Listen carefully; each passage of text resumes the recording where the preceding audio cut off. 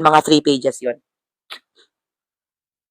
I-scan nyo po din ipasa nyo. Kasi po, standard na po yan. Yung parang biodata, ganun, resume, sa government agencies. Pare-pareho po yan. PDS po yan.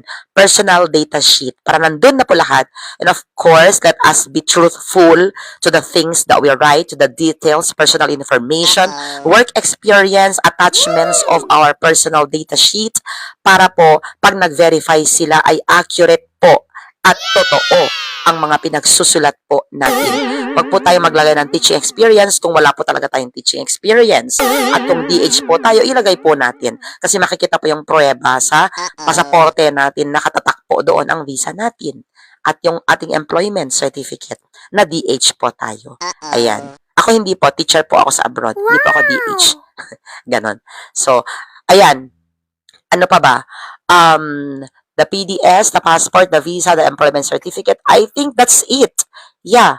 Kasi, napaka-importante, higit sa lahat, ang inyong pong PRC license. Ang inyong PRC license na nung ako ay nag-abroad, noong way back 2000 something, hindi ko na po ni-renew ang aking, yun pa pala isang frequently asked question. So, number 6 na po na question.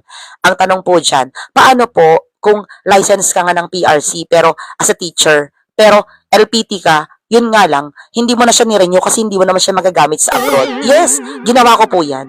So, pag alis ko po ng way back 2000 something, nag-Dubai na ako. Then, ba't ako magre-renew? Eh, hindi naman ako hinahanapan ng lisensya doon. Pero pag alis ko doon, kasi meron doon yung KHDA, Knowledge and Human Development Authority. Ay, memorize ko pa.